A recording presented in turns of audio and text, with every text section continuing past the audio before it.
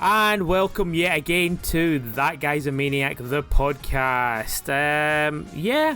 You can find us in places such as www.thatguys.co.uk. You can also catch us on our Twitter handle, which is @ThatGuysAManiac, and it also doubles as our Facebook handle, and triples as our Instagram handle, and even quadruples to our YouTube handle. Did we use handle? We used brand last time. I don't know. Every time we do it, I'm like, oh man, do we just sound like granddads? Oh, here's my messenger name. But yeah, I mean, I like. Do like for the 3 people that listen to us? Does it matter? It's like we put out this thing to sound like we're a pro podcast, but. Sometimes you refer to them as tags, and I think that's the most granddadist way of referring to them. Yeah. Well, I mean, yeah, I don't know what they are referred to as. Like, whenever I used to refer to it before, because it's got the at message, I always used to refer to them as ats. But that's really hard to do, like, over, like, a vocal medium as opposed to, like, face-to-face. I think the young kids would just call them socials. Socials? Yeah. All right, well, yeah, okay. Going again. You can catch us on our socials. No, we can't. That doesn't work. Yeah, no, you can catch us on our socials at That Guy's a Maniac. Okay. Done. Cool. Done. Brilliant. You did it better than me. Yeah. Yeah. Okay. Cool. The understudy has outshone the master. The Padawan. Right. Okay. Who are we, Richie? We are That Guy's a Maniac. Oh, right. You mean us, as in people, are the names that we were given or chosen? Yeah. But what are the names that were bestowed upon us? The name bestowed upon me is Richie, and the name bestowed upon you is Farley, aka Kunzi11. Yeah, that's what my birth certificate says. Yeah. So what are we doing today, Farley? Why are we talking into microphones at each other? Well, first of all, we couldn't bring you this content without generous support. Fucking hell. This infamous last word. Oh yeah, I'll just wing it. We are sponsored by the philanthropic and planet exploiting Octane Company. Ooh. For all your fossil fuel greenwashed motorsport racing supporting needs. Cheers, Octane. Thanks, Octane. Right, okay. And back to my previous question before you rather passive-aggressively realised I'd missed the sponsor. I don't know, was it passive-aggressive or just actual, just resigned realisation that I'm rubbish? I think it's just competence. Competence, okay, yeah. Okay, cool. Well, back to my previous question. What are we doing? Why are we talking to each other? And why are we making people listen to us? I don't have the answer to any of those questions, but today we are talking about Lego games. Okay. So there have been a ton of Lego games. Some hits, some misses. But I'd characterise the kind of chronology of Lego-inspired video games into three eras. You've got the pre-Traveller's Tales era, where they were putting out all these weird games on kind of different platforms, some on console, some on Windows, all over the shop. They've got a whole range of educational edutainment, I guess. Yeah. Little bits, then weird things like Lego chess, and then kind of tie-ins to their various toy lines. Then the middle bit is the is it Traveller's Tales? Am I getting that right? Yeah, they were the ones that did the sort of licensed products that they did for a while. Yeah. Then there's the kind of Traveller's Tales phase, which was quite profitable, and we'll probably end up talking about that a lot. And then there's kind of the more recent struggling, attempting to kind of do various kind of gacha mobile businesses. So that's the kind of chronology I'd say of the history of Lego games. Okay. And I guess we should just kick off with the pre-Traveller's Tales Lego games, of which I think we played a few. I can think of one. I can think of one that I maybe had. I can't even remember. I think it was like Lego Racer or something like that. And I had with it. It was like a bundle, and I think you had two. You had like a Lego. God, I can't even remember. This is great, fantastic. It was like like you could build virtual Lego. I think it was like a plan to make this a great big thing, and you could sort of interact with the virtual Lego as opposed to using actual plastic Lego. And it was slow and it was clunky and it wasn't very good. I remember having that, but I have no idea what it would cost. But I think it came with a racing Lego game of some kind. Okay, I was thinking of Lego Island. Lego Island? Yeah. Did I play Lego Island? Yeah, we did. We played it together. Oh. On your PC. So Lego Island. Do you remember you played as a pizza delivery guy, and it was quite cool because it was sort of open world, but really bad. So I remember it being like N64 level of draw distance and fog. But yeah, you do various tasks. I think it was delivering pizzas, but it was kind of the cool thing about it was you'd come across different sets, like classic sets. Oh look, there's the little. But you would build cars and you could drive around them and things like that, couldn't you? That I think is Lego Racers. Okay. You might be able to do that in Lego Island. So I played Lego Racers and Lego Racers 2. And that was kind of like a Mario Kart-y Crash Bandicoot thing, but you could customize your character and you could build your own cars, which was quite fun. I mean, that was on the PlayStation thing, so it was quite impressive to be able to cobble together a car out of various bits. I remember bombing around in something that was just basically a brick, like a Borg cube, and then as you did Grand Prix, you unlocked kind of themed brick sets depending on how you did. I remember being tough as well. There was a race that I just couldn't do. It didn't control particularly well. It was very kind of heavy. But I think it's interesting. I think because Lego, I've never really. What is great about them as a toy is you can build them and you can rebuild them, and they've had a couple of attempts. They never really kind of capitalized on that. Or they've never really managed to do a virtual version of it, despite the fact that they've tried a number of times. Lego Creator, a couple of Lego creators, and then I'll talk about their attempt at Minecraft afterwards. But then when they did have huge amount of success, and I think we both played quite a few of these games, is when Traveller's Tales took over, and I think they started with the licensed games, being Lego Star Wars. The interesting thing about that is it's not really about Lego. It's about seeing your favorite franchises, the little Lego minifigure versions around them. But then the world isn't built out of Lego. It's a normal video game world with interactable Lego elements in it. There is a kind of in Lego Star Wars you use. There's a sort of like a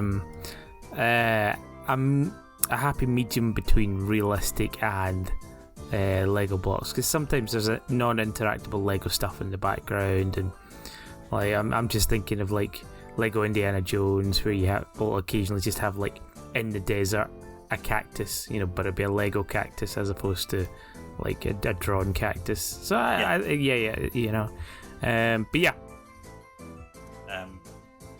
and that was a really successful formula, I think.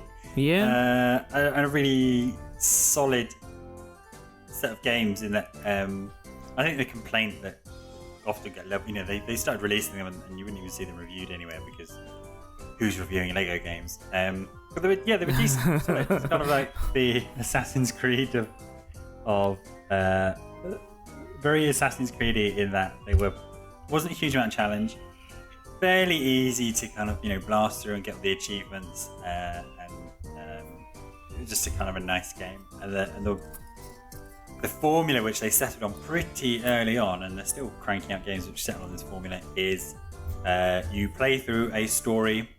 As you go through the story, you unlock different characters. Different characters have different abilities. So Jedi can use the Force. Iron Man can use lasers. Droids can open doors. And then as you progress through the story, you unlock more characters. And then when you finish it, each level has a whole bunch of challenges. So there's red bricks to collect, which is your cheats. There's gold bricks to collect, which is essentially your completion percentage points. And if you build up enough of those, you can unlock hidden areas or hidden levels. And then there's increasingly a ridiculous roster of characters to find and unlock. So I think we mentioned this before. The sensible way to play a Lego game, but it's very hard to be disciplined to do it, is you just blast through the story, get all the way through to the end, then you almost, in all of them, you have your full suite of abilities to then go back through the levels and get all these extra challenges and cheats and whatnot, rather than trying to do it at the same time. And that's the trap, if you like, is, I'll try and, there's another thing that you have to do for each level, which is collect all the studs. It's basically just a gate. So once you've completed it, you will have the ability to unlock a character that will allow you to do things in the replay, like the challenges. But that gate also has gates because you won't find the characters that you need to have the abilities, or you won't be able to have a full team of all of those people on there in order to do that challenge. They changed it a little bit in the later games where you could just swap people on the fly. Yeah. But you used to actually have to go in and replay a level, choosing 6 characters, and some characters had 2 abilities, and once you had those characters with 2 abilities, then you could actually do the other more difficult challenges. But yeah, they had lots of different gates on it, and it's just basically it isn't about difficulty, it's about have you unlocked this content yet, and if you have, all you need to do is press A next to this thing and it'll happen. It's quite fun because there isn't too much of a stressy difficultiness about it. No, it's just remembering what to do and kind of and replaying. They're great co-op games. So when people are asking for recommendations for something I can play with my kid, I think a good place to start is those Traveller's Tale Lego games, because it's not as a huge amount of challenge. You're not dying all the time, but you can play them together. And then the later games, what I really like, I think we play Lord of the Rings together for a little bit. Was when your characters kind of went off the screen to each other. It would split the screen. Yeah. And then later, I remember it being in the Marvel ones and the Clone Wars Star Wars game. You'd have different sections to do. Lord of the Rings as well. So one of you would be playing The Hobbit. The first one that was in was the Lego Indiana Jones 2. Because Lego Indiana Jones, you couldn't split. You could only just sort of like push each other around on the same screen. Yeah. And then they did this split thing in Lego Indiana Jones 2, which is cool. Yeah, really nice. And again, as old farts I want to do, remembering the good old days of couch co-op and Lego games have maintained that most of the way through. And the other part of the Traveller's Tale game worth mentioning about is they're very charming. So they'd retell the stories, be it Indiana Jones or something to do with Marvel, Star Wars, but through the medium of these kind of cutesy minifigures, and with exceptions, which we'll probably mention later. No one would say it. They do everything in kind of slapstick and grunts and noises.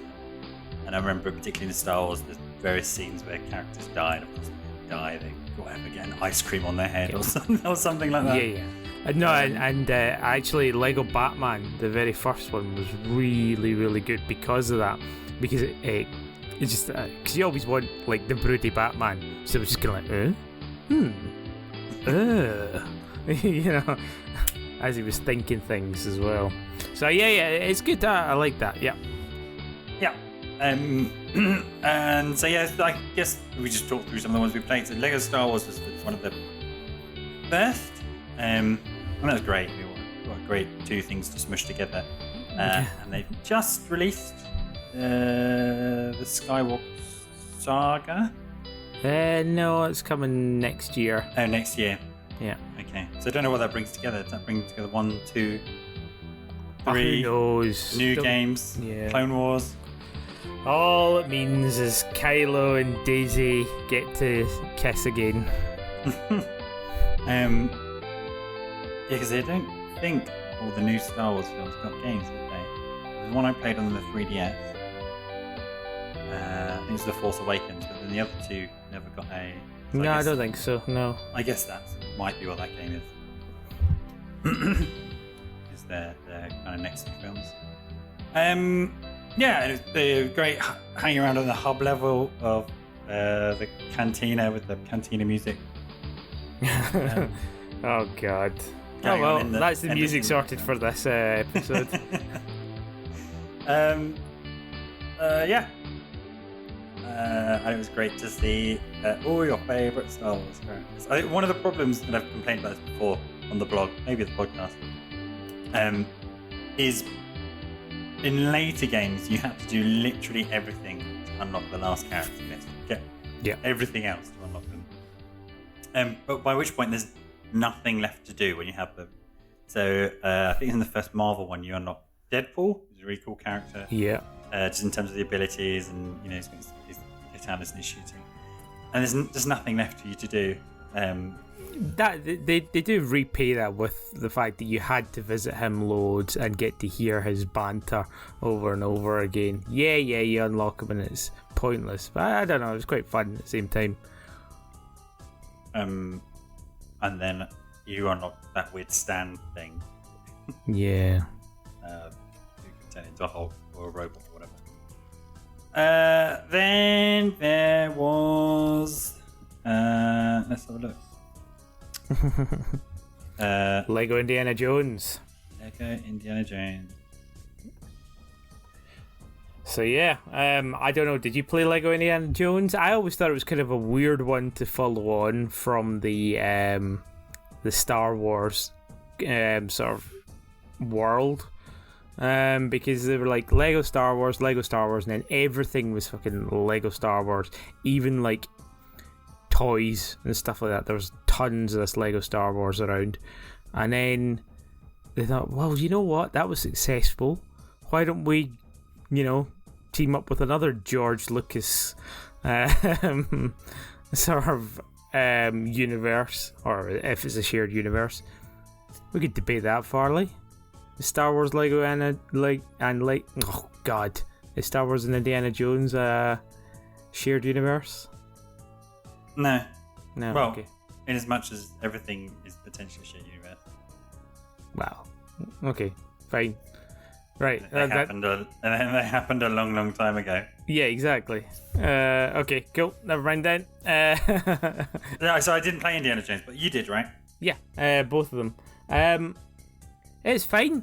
There's no what's it called? There's no Jedi Force powers, so everything becomes a bit more.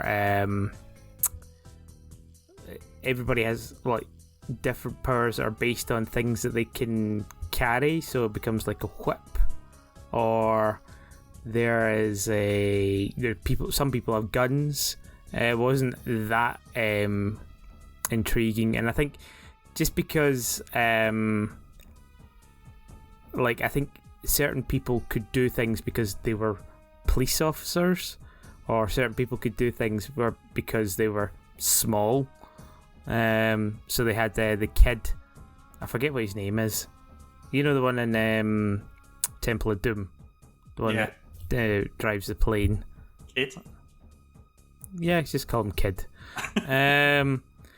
Right, and so that was kind of the theme for that. It didn't feel as fantastical because like it was so cool to be able to use the force power to like move things and create Lego dance floor or Lego Death Star and all this sort of stuff just by sort of using the force. Whereas Lego Indiana Jones, it was okay, so this is the plot of Indiana Jones, or it's a scene from Lego Indiana Jones, maybe 2-3 minute scene, which is dragged out to a good 15 minutes playing through the level, then the replay, then the snake pit becomes the snake pit level. Yeah, exactly. And you then revisit this over and over again, and you're just like, I don't really remember this bit from the film. There's still, that's the thing. Sorry, go ahead. I have to ask, were there Lego Nazis? Yes, but in the same way as I think in Indiana Jones they weren't Nazis, or they were just Germans that were searching for things. And I think that was a special power, like being a Nazi. What did that get? I don't know, probably allowed you to unlock I don't know, whenever you walked up to a swastika symbol, you could it would open up a special portal and give you there wasn't swastikas in it, obviously, but you know what I mean. It's like you interact with a thing because you're part of the German secret police or whatever. You can get through Nazi doors or whatever.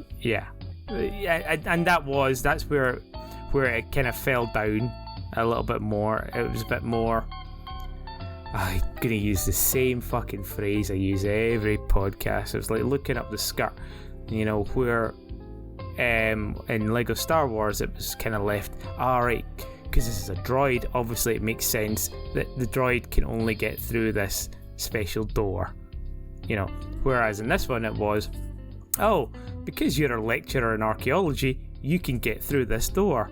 And you're like, for fuck's sake. So it's just kind of like that kind of left a little less to the imagination in that fashion. That being said, there was challenging levels in that one. I remember one in particular was there were people in a sort of sand dune buggy. I remember it was a driving level, and the driving in it was awful. I think it was tank controls, but you're still looking at a 2.5D environment.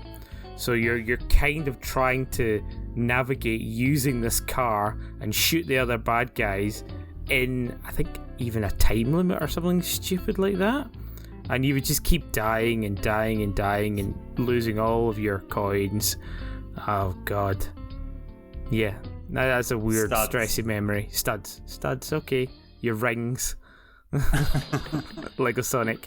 But yeah, my remembrance, or what's the word I'm looking for? My recollection of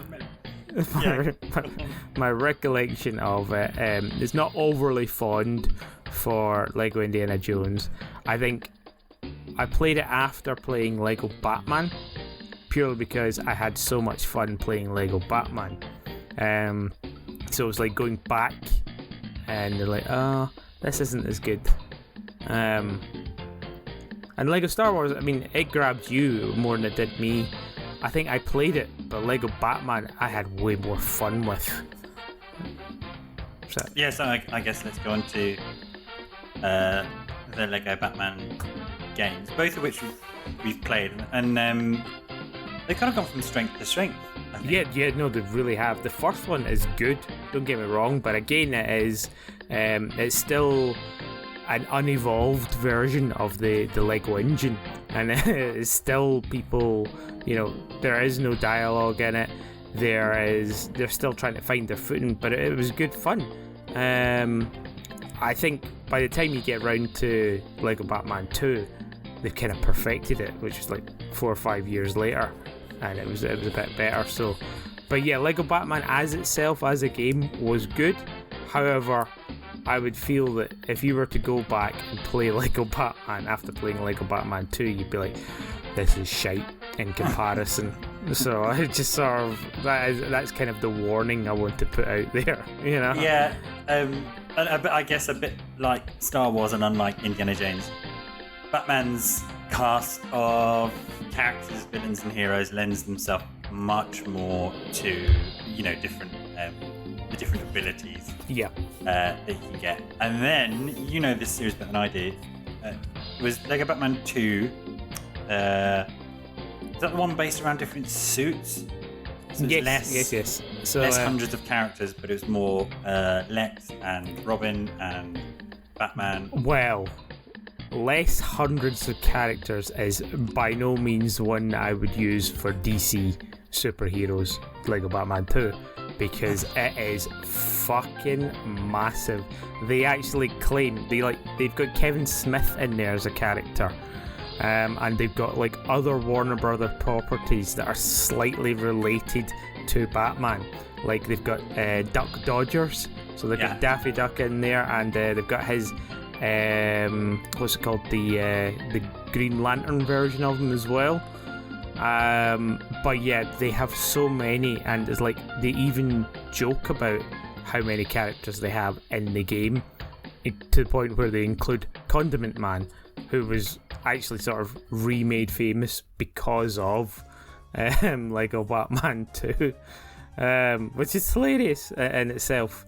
But yeah, that was a huge roster. But like you say, having Batman unlock each one of the suits suddenly made the game much more fun to play, because you're playing Lego Batman, you want to play as Batman. But now you have the ability, rather than having to select your X number of players that you're going to take into the replays, you now have one character who can do almost everything, and you can just sort of reuse him to go through all the different things. And if you just fancy a bit of different flavour, you go in and you select, I don't know, Two-Face and shoot somebody, and then realise that you just want to play as Batman. You know what I mean? And then the series, I mean, I guess it's much like comics, right? The comics all start with a superhero cleaning up crime on the street, and then across the world, and then following that trajectory, the third Lego Batman movie takes you to space. No, it was the second one. Yeah, DC superheroes, I'm pretty sure, is in space. Oh no, that's Beyond Gotham. Right, okay. Everything I said about Lego Batman 2 is actually what I meant to say about Beyond Gotham, Lego Batman 3. Sorry. Yeah. Sorry, everyone. Yeah. So Lego Batman is so boring. Lego Batman 2 is the one where they started to introduce these big hubs. Yeah. And so you have the big Gotham hub, and that's what me and you spent ages doing, was flying around trying to get those gold bricks. Yeah. Which is a lot of fun. But annoyingly at the time, I think Marvel Avengers had come out at the same time. And I don't know, because DC and Marvel flight controls were there was the other way round. There's two Marvel products. There's the Marvel Superheroes, and then there's Marvel Avengers. So Marvel Superheroes is its own story around just Marvel characters, and includes X-Men and things like that. And then you got Marvel Avengers, which is just a retelling of the first Avengers film, I think. Do you know what I mean? Yeah. Yeah. Can I make my point about the flying controls now? Yeah, nah, well, I don't know. Are you gonna... No, go on. Oh, well, actually, if we're strictly talking chronologically, we then need to talk about Lego Rock Band. Batman 3, Beyond Gotham, you're in space, different planets, and it introduces more of the spacey characters. Yeah, and that's where you get the Green Lantern in there, and Kevin Smith and all that sort of stuff. Yeah. And Adam West, which was really quite cool. There was lots of tipping of the hat to the classic Batman series, including I think it's the credits where you know when they have those sequences where they're fake walking up a wall. You know, they just film. Yeah, exactly. Which is really fun. And then I remember both of us, because we were quite a fan of these Batman games, we're like, well, where'd you go next? You've gone from street level to space. And then that brings us to the Supervillains game. The specific name of it, because these names get ridiculous. Oh, it's just Lego DC Supervillains. Have you played that? No. Oh, I have. Cool. It's really good. You do. Unfortunately, it's not just based on supervillains. So the kind of one of the problems with these games is they're starting to get really ridiculously huge. So with this one, you kind of play it all the way through, and then you unlock a back half. It reminds me of Devil May Cry 4. You unlock a back half. Yeah. Which you can then kind of unlock all the superheroes. But it's based around this kind of mini Gotham hub world. Getting a little bit tired of exploring Gotham.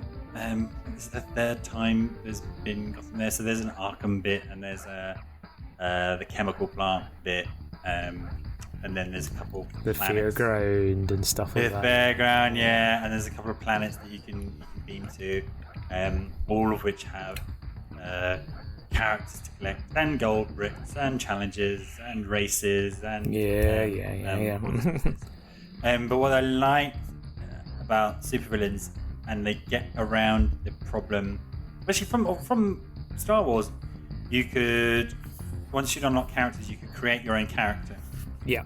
And depending on what you gave them, so, if you give them a lightsaber, that gives them Jedi powers. If you give them the red lightsaber, it gives them Sith powers. If you give them a blaster, it means they can grapple hook and shoot laser switches, etc. But with supervillains, you start the game by creating your own supervillain, and then that is kind of the antagonist. I guess the anti-hero throughout the game. That's really cool and gets around that problem of, my favourite character is the one that is the second to last one of 250 characters that you unlock, so I don't really have much game left to play as them. Where you get to make your own character, and then as you go, the story's all about unlocking different powers. Really, really good. Really enjoyed it. No, I think I will thoroughly enjoy it as well. It's just, and I suppose let's have a quick chat about this, because there is a burnout with Lego games as well. Absolutely, yeah. And with Lego games, you are doing the same formula over and over again. It's not that it's a bad formula. It's fun, it's great, and all that sort of thing. But there is definitely a point where you're like, I don't know if I can face doing all of this unlocking without any real skill or challenge at all, sort of the mindless grind, as it were. And that's essentially when you finish the story, that and throughout the whole thing, your progress is on the pull screen. That normally takes you up to 50%, and then every character and gold brick you unlock after that gives you like 0.1%. So you just slowly watch this percentage tick up as you're running around doing XYZ. Yeah. And again, the challenge isn't even really hard, because you're actually told there are X number of challenges in this level. Quite often you might get a little bit stumped, but then you just be like, right, it's because I haven't taken the,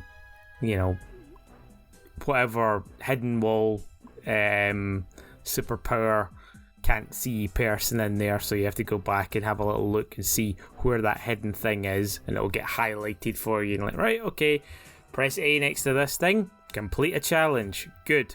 But that being said, there is a feeling of achievement and a lot of fun that can be had in these Lego games, but just doing them over and over and over again, it's it becomes a little bit of a Yeah, just Burnout. Lego game Burnout. I'm not going to give it another name. Yeah. Yeah. Yeah.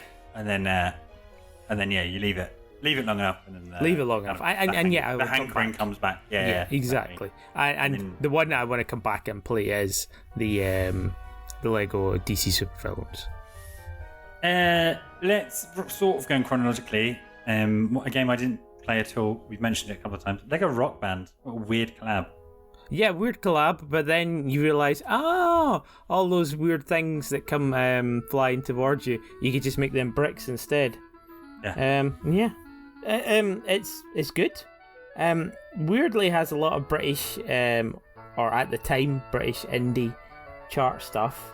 But yeah, I played through and enjoyed that. I'm currently looking through my 360 shelf to try and find Lego Rock Band, but never mind.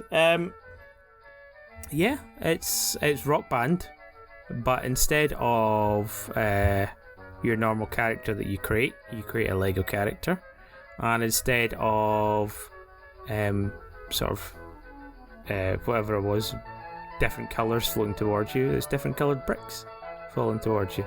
That's it. Nothing more, nothing less. It's just Rock Band again. And basically, like, there was a cool point where you could collect all of these rock bands as well. So you had like Green Day Rock Band, Beatles Rock Band. Yeah, I remember. Yeah. And you could, in Rock Band 3, you could import Rock Band 2 and Rock Band 1 and all of these other ones to a certain degree. And then, yeah, you just had them unlocked. You go back to the Rock Band 3 and you could play the full set list of like Lego Rock Band, assuming there was room to have all of those licenses, because I think a few of them weren't allowed to be transferred over and things like that. But yeah, it is what it is. Was there anything particular about the soundtrack? I mean, obviously they didn't have another brick in the wall. They did not have Pink Floyd's Another Brick in the Wall, no. They were really cool if they were all brick themed or related songs. No, there was absolutely nothing along those lines at all. Okay. It was, as I said, it was just, at the time, it was a lot more current sort of music, or I believed it was. Not anymore. At that point, so it was kind of like it just had a bunch of tracks on it. It's not very interesting. I'm not going to go into detail. Moving swiftly on and kind of getting away from Richie talking quick. Getting away from Richie talking about the specific set lists of Rock Band 2 versus Rock Band 3. We then, cementing the position of the Warner Brothers Lego collab, is Lego Harry Potter, which is broken down into years 1 to 4 and 5 to 7. Well, that's actually quite an early on one. That's one of these ones that. Are you meaning chronologically by series, or because I think Lego Harry Potter was? Oh, I suppose. Okay, cool. Yeah. There was. Feel free to interrupt. I'm interrupting. There was the Lego creator. And interrupt. Harry Potter 2001, which was before Lego Star Wars, and there was creator Harry Potter and the Chambers of Secrets. Okay. But those were, I think these were DLC to this sandbox Lego creator. So I thought, for the sake of brevity, I wouldn't mention those. But here we are. Did you play Lego Creator Harry Potter? Yep. Favorite game. Did you? No. Did you play Lego Creator Harry Potter and the Chamber of Secrets? No. So, Lego Harry Potter years 1 to 4 in 2010, and years 5 to 7 in 2011. Did you play those? We played them together a little bit. We played them together a little bit. I think it's one of the last ones that have no voice in them. But yeah, it's Lego Harry Potter. We played it together. It's like I don't. I can see why it fits into this Lego universe because there is a ton of Lego Harry Potter toys. It was a game. It was a game. And again, the characters break down nicely into different classes and abilities. I think one of the cool things about all these is when you're blasting through levels, you're like, oh look, that's a particular set. Yeah. You can buy. So kind of like a bet. I don't know. I mean, I'm a teacher. I can get through a teacher door. Students can't get through the student doors. Those ones are probably huge as well. Then, really weird one. Lego Pirates of the Caribbean. Never touched it. Never touched it. Let's move on.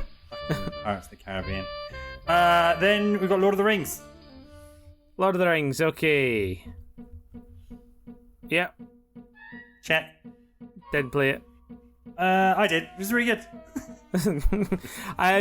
This cutting analysis that we're bringing you. With, I think with an earlier one, Lego Indiana Jones 2, they brought in the concept of items rather than characters, giving you the ability to do things as well.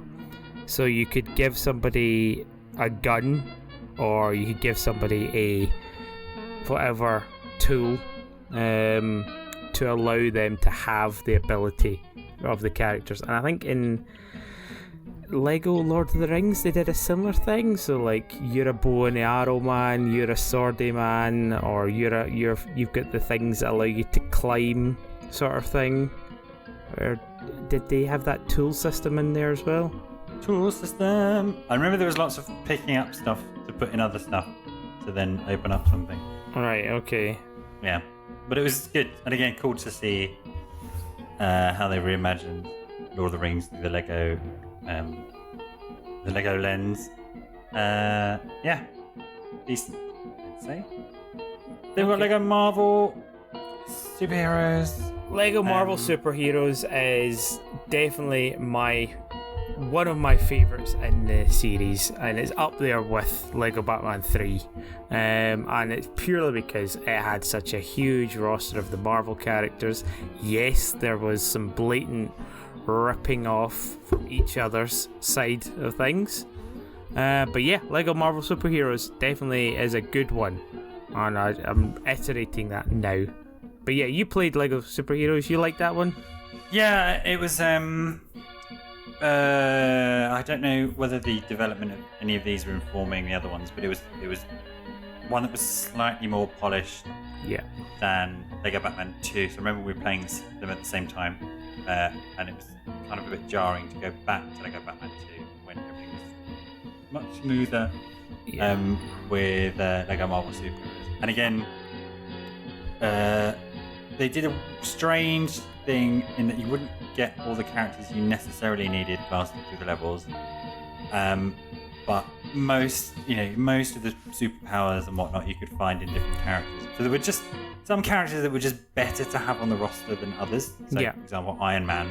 Anyone that could fly. Yeah. Basically, you can fly, you can shoot lasers, you can explode silver objects. And it's like, well, okay, I definitely need him. Versus, Ant-Man, who can shrink, and there's like 5 puzzles in the whole game. Yeah. That need a shrinking man. Or of course, you always actually had to have fucking what's his face from the Fantastic Four.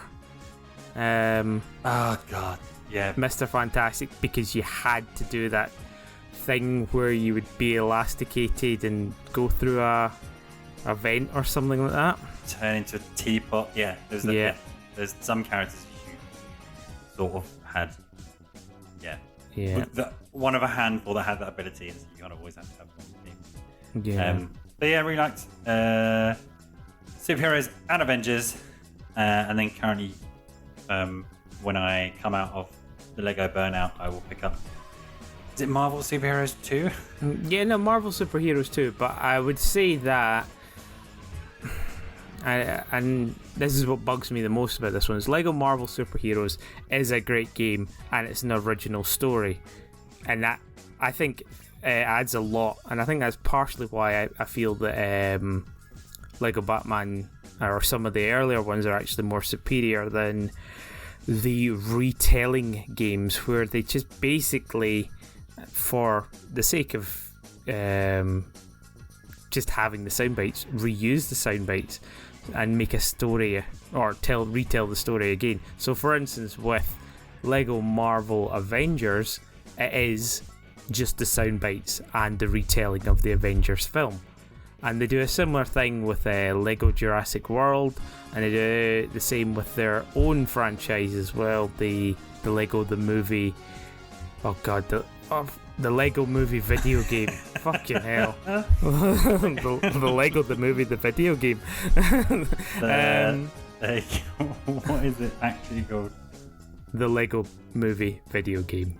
The Lego movie video game, yeah. Yeah, and so it's just like, and it's just Chris Pratt's in every fucking thing as well. He's the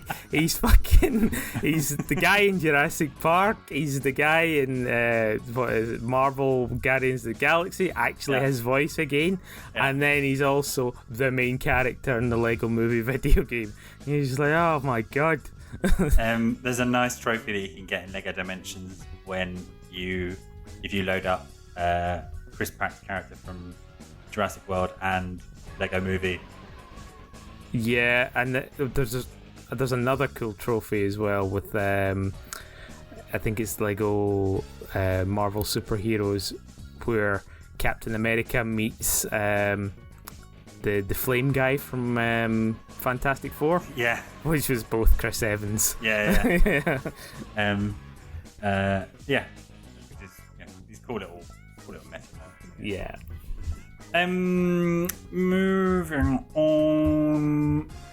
I guess let's talk about the Lego Movie video game, which is so meta, right?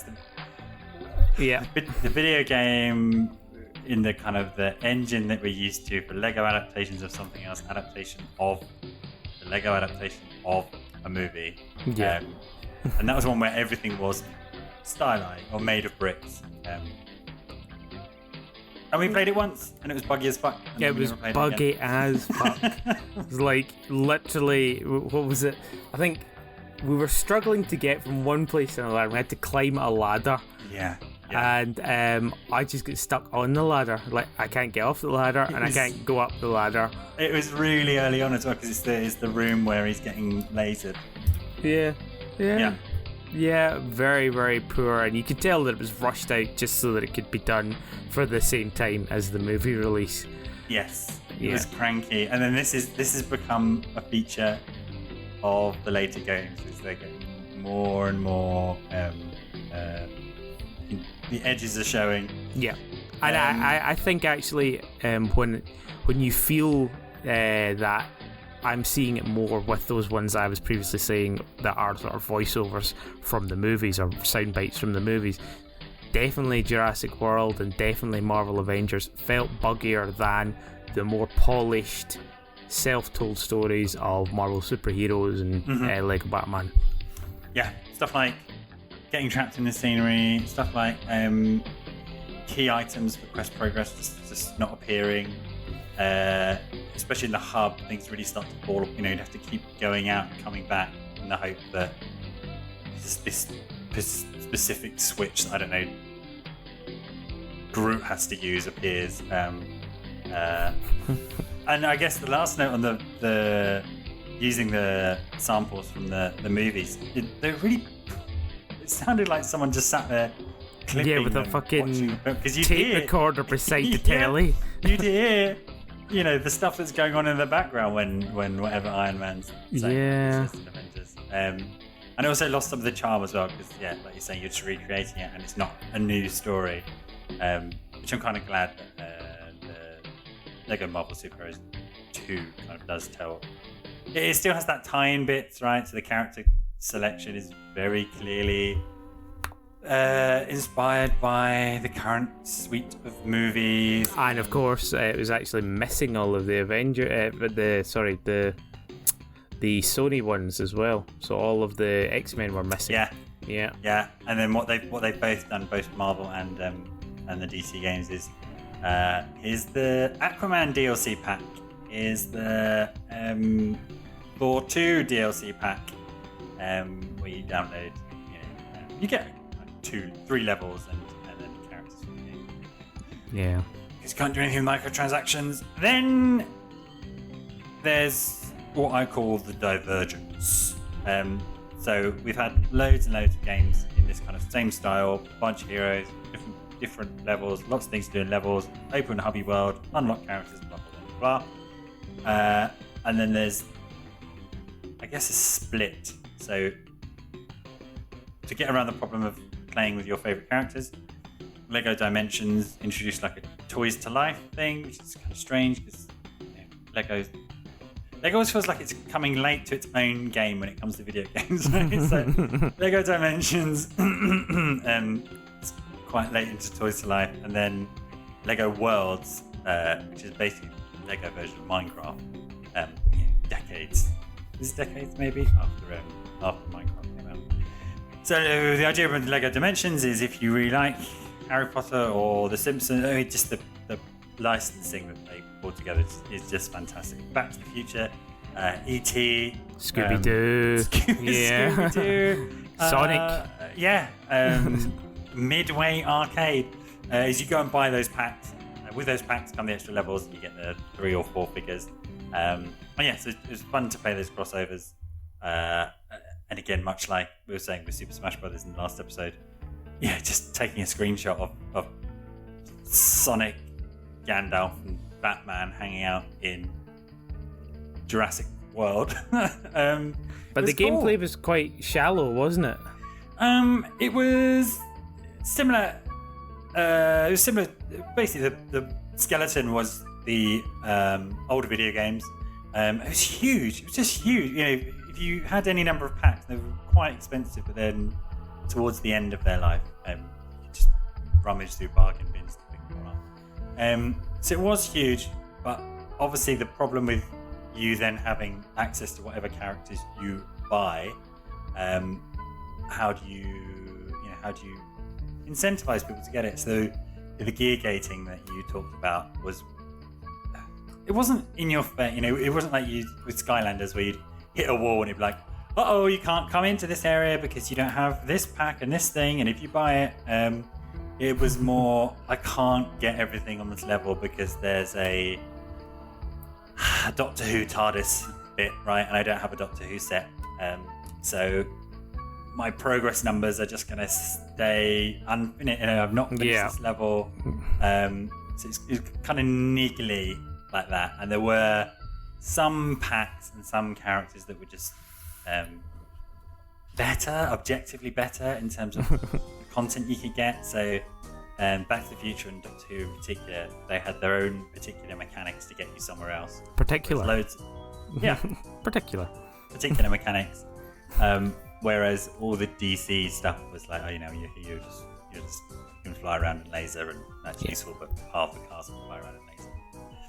And then the flip side of that, taking it completely away from characters, is Lego Worlds. I was playing both of these probably on not ideal systems. I was playing Lego Dimensions on the Wii U, which was famously buggy, and so I really struggled through that. And then Lego Worlds I was playing on the Switch, and that is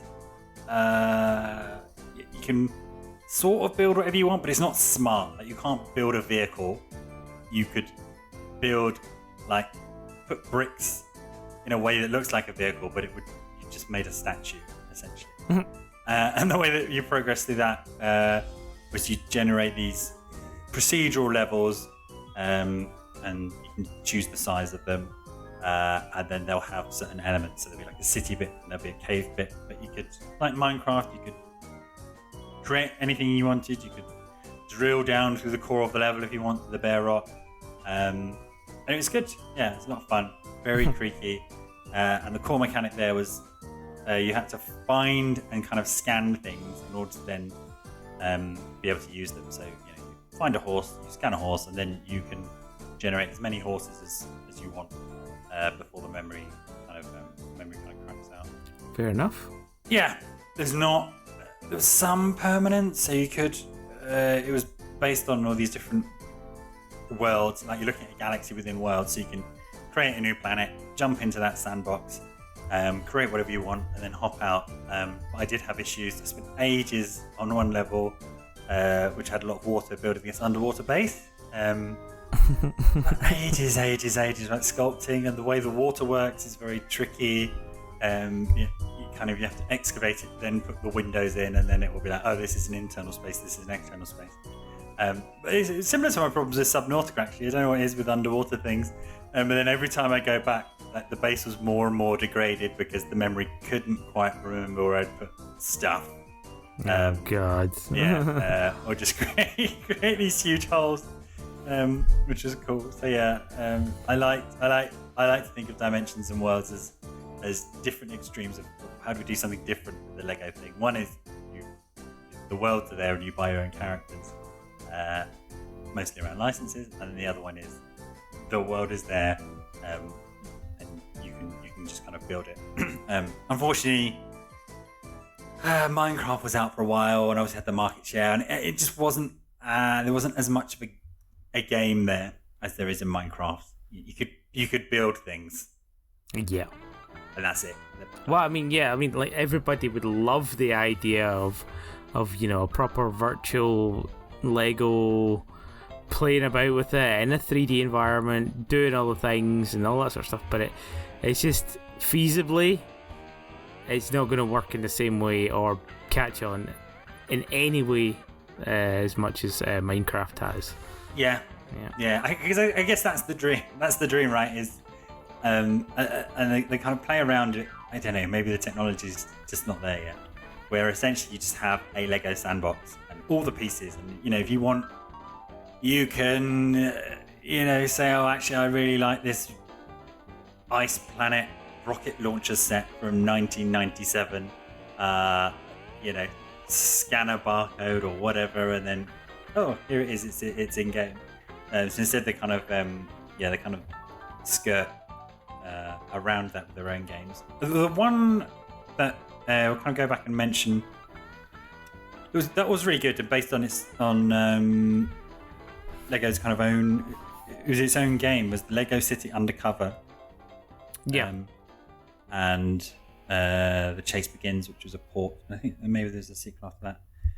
That was really use different words. That was really fun. But it was really fun. So was it phenomenal? It wasn't. It was phenomenal, actually. It reviewed quite well. Take all your police shows, your detective tropes, throw it into a Lego game, and then it's all based around Chase unlocking and then changing into different costumes. So very much like Batman 2. And then each of these kind of different hub worlds that you go to are based around the farm or the miner. It's really good. It's an original Lego kind of story. It was fun and some really fun and phenomenal, funny and good. Do we want to start on your in that fashion? It is a thing. I'm not the one talking, you are. Go on. Well, you keep interrupting me. So Lego City Undercover is a thing in that fashion. Phenomenal. What was I going to say? Oh yeah, there were quite a few. If you're an adult, you'll get this nod to some 70s cop show or some adult theme. But if you're a child, you won't. Lego City Undercover is a highlight as a kind of non-licensed Lego game. And I've not really played the Chima, which was their line of basically furries, and then Ninjago. Yeah, Ninjago, and they had a Star Wars game of the Ninjago. A Lego Ninjago movie, the video game as well. So it was a movie of the Ninjago movie. Video. Licensed game of the movie of the licensed product. Yes, thank you. I liked. For what it's worth, I think I've liked all the Lego movies. Long may they continue. Yeah, they did something with I think they're doing the Lego Batman movie video game as well. Yeah. And I think did they not do some DVD release of all of the cutscenes from like Beyond Gotham as well? There's something like that. They cut them together to form a film. Apparently, the Lego Batman movie game came out. Did it? Well, I mean, I'm sure it did. I mean, again, it'll just be sound bites from the film. Yeah, it was only on mobile. On mobile? Yeah. Alright, okay. Fuck it. And yeah, so there's other ones that are more recent as well. We have the Incredibles as well. Yeah, I don't really have any time for that series. No, I don't either, because all I know is that Elastigirl is going to do the same fucking teapot transforming thing as the Fantastic Four guy. Who is it in the DC game? It's Plastic Man, isn't it? Yeah, Plastic Man, yeah. Yeah. And why? Who wants Plastic Man on their team and then you have to, but you have to, because he's the only guy that can turn into a teapot. So you look at the Plastic Man switch, and then I don't know how this does anything, and then you hit it, and then he turns into a giant hammer with a face, or a screwdriver, or piggy bank, and something stupid, stupid, yeah. They give it a little resent. There we go. Well, maybe that's what they should. The next Lego game should be Lego or the stretchy people from the other games universe. All three of them. Yeah. And that's the thing, is like you've got Plastic Man and you've got what is it, Reed Richards? Yeah. So you got Reed Richards and Plastic Man, that's it. Or maybe Elastigirl. If they've done the same thing with her character. And the starting room is a gun switch, and that's it. Because all you've got is your stupid elastic properties, and you can't get out. Oh dear. So I guess that rounds off the anything else? Any last words on the Traveller's Tales section? On the Traveller's Tales, nah. I mean, we've touched on most of them, and the ones that we've skirted over for a good reason. But yeah. And then that brings us on to they have been cranking out again, never quite hitting on what everyone has in their mind as this would be, this would be the Lego game to end all Lego games. This open world Lego sandbox, but with all your properties and brick shapes from before, and the physics alone would, kind of mind blowing in terms of it being clever around. Oh, you've attached these two wheels to a chassis, so we're going to make that motorized, or you built a boat. And so they've tried and had these kind of properties, most of which have been fairly abortive. In addition to kind of their own, occasionally they crank out a racing game. So they had an MMO, Lego Universe, in 2010. Okay. Which sort of attempted to do that. I don't think it exists anymore. So it did, you would go to these levels, unlock this classic space set, or the pirate ship. Okay, so Lego Universe was a massively multiplayer online game that was available from October 2010 to January 2012. Right. So it lasted a year and 2 months, or a year and a month. Yeah. Wow. Okay. Then they had another go at it with this thing called Lego Minifigures Online, I think. Wow, okay, yeah, 2014. I didn't remember it being that old. Which was sort of like Diablo. Okay. With gacha elements. So you'd have Pirate World and Castle World, and you go through and collect enough of this, and you unlock this set with this character. Really buggy. I remember you were like, it was unplayably buggy, wasn't it? Yeah. It felt horrible. Like, from the menu screen, elements wouldn't load in what you assumed was just a JPEG file. And like, ugh. And you could, you could feel the Trojan viruses just by downloading it. But yeah, it was egregiously. I think it required microtransactions. Anyway, it wasn't too good game. And then the last one I wanted to talk about was Lego Legacy. Lego Legacy? Yeah, Heroes Unboxed, which is okay. a gacha based on their physical gacha, the Lego minifigures. So literally blind bags. And it's kind of this, you see it in some gacha games. 3 is kind of squad-based thing, and it's all about getting your different characters, and then you do different levels. You've got your 3 currencies, and then those 3 currencies unlock your abilities, and then your abilities make you better on, and then you can go further through these different levels. I played it for a bit, but there was quite a high wall on things. In your hub level, you have to unlock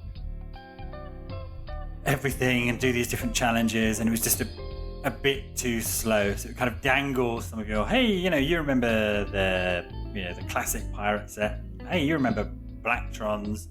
All you need to do is do these levels 20 times a day when you've got your currency and your timer and your thingy, and then maybe there's a chance that you'll roll this character. Oh god, yeah, okay. I'm already ill just hearing your description of it. Yeah. So that was, and I rarely do this. That was like a uninstall job. So no, done. Yeah. No. Yeah. Which is a shame. There's one other spin-off that I want to talk about. Lego Battles on the DS. Lego Battles, okay. Yeah. Tell me it's fucking Robot Wars with Lego. No, it's not. It's boo. It's what do you call them? Well, StarCraft and Warcraft. RTS. Ah, right, okay. An RTS, okay. It's a DS-based RTS. Brilliant. Any more acronyms? No, I don't think so. But it was kind of cool, kind of strange.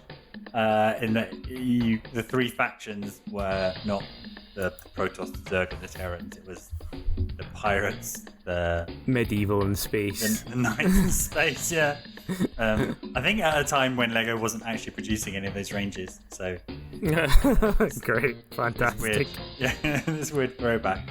I was tempted, and if I see it, I think I will pick it up. Brilliant. Okay, cool. Right. Anything more to talk about with Lego games? No, I don't think so. The only thing on the horizon for Lego games as well is Skywalker Saga. Yeah. Saga. Okay, well then why don't we brainstorm some new what's it called? Franchises for them to they could fit into. I'd like to see Lego Jumanji the game. Oh, fuck off. Really? Based on... So it's the video game based on the movie... No, it'd be the Lego game based on the game. A Lego game based on the game? Based on the game, based on the game from the first movie. Okay. With another movie somewhere in the middle there. Cool.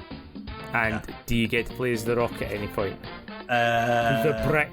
That's yeah. And then there's like the Kevin Smith and the Stanley. Robin Williams is the special character. Oh man, that's a good nod actually. Yeah. Yeah. See, you laughed, but it's got legs. Yeah. How about you? Well, I think a very, very simple and easy one, and actually a move away from the standard, what's it called, Lego format of being levels and worlds and hubs. You've got Lego, and they like DC a lot. And do you know who else likes DC? Mortal Kombat. And you know what Mortal Kombat likes to do? It likes to dismember people. I can imagine some great fatalities with Lego bricks. I thought you were going to go down, and you know what Mortal Kombat likes to do? They like to license crossover. Yeah. Inevitably leading to potential Lego Ash Williams from Evil Dead. Yeah, exactly. DLC in the Lego Mortal Kombat game. No, but I think it'd be quite a fun Lego Mortal Kombat, but obviously there would be no blood. So it could almost be like a kid-friendly Mortal Kombat, but with excellent fatalities. Yeah, you could see it. These hilarious Lego-wise fatalities. Yeah, where if they were in a realistic engine, it'd be quite brutal. But otherwise, it's just people popping their head off or popping an arm out. Yeah. Ripping their arms off like jacks. That would be really good. Okay. Edwin Gates. Well, actually, one game we didn't mention. I don't know if you've. It's Apple only. That's why. It's Lego Builder's Journey. Have you seen screenshots of it? Nah. What is it? It's imagine a classic indie puzzle game where you're looking at a little vignette floating in space, but it's all made out of Lego, and instead of featuring minifigures, I think it's just like. Oh, it's what's it called? The Journey one. I forget what it's called. God damn it! What's the name of that one? It's the London indie guys did it. I know exactly the game. Fucking, I've got it on my phone. This is me. Hey listeners, this is me looking at my phone to remember Monument Valley. So it's yes. Yeah, it's of that ilk. Apparently it's very good and it looks beautiful. Unfortunately, Apple devices only, I think, so I haven't played it. Yeah, well, it can suck a dick then. But that's a very Lego-friendly language, is it, Farley? That's a nice alternative place for Lego to go, right?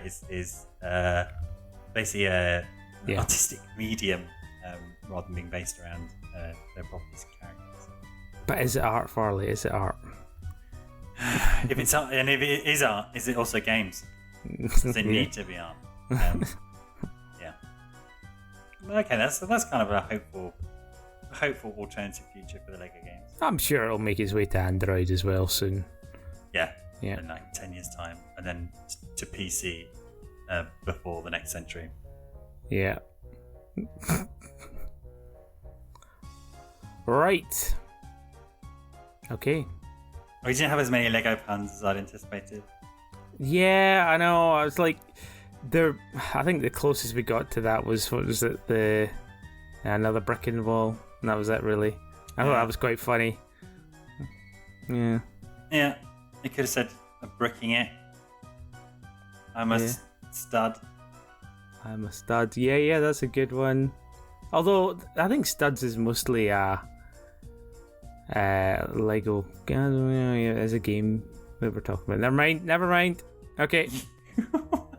What was that thought process? That thought process was, like, I'm a stud is a little bit of a niche one when you're talking about Lego in general, but because we're talking about Lego video games, like, studs is a bit more of a thing. Yeah, I mean, there's a famous building method in Lego called snots. Snots? Yeah. Whoa, what's that then? That's when you build something, but you cover up so there's no exposed studs. So it's all smooth surfaces. Okay. And it stands for, can you hear me Googling it? Studs not on top. Right, okay. So it doesn't look like Lego. And some Lego builder purists... So, snot. Snot. I hear snot, as in the stuff that runs out your nose. Yeah, that's the letters. Studs not on top. Oh, yeah. Okay, never mind. Okay, I can't even spell. I can't talk and I can't spell. Farley, why did I run a blog and do a podcast? Sorry, go on. Just to show the world your lack of talent in both these fields? Yeah. Challenge myself. Push myself beyond my boundaries. Yeah. talking and writing. Go on. That guy's a brick. Why'd he stud me?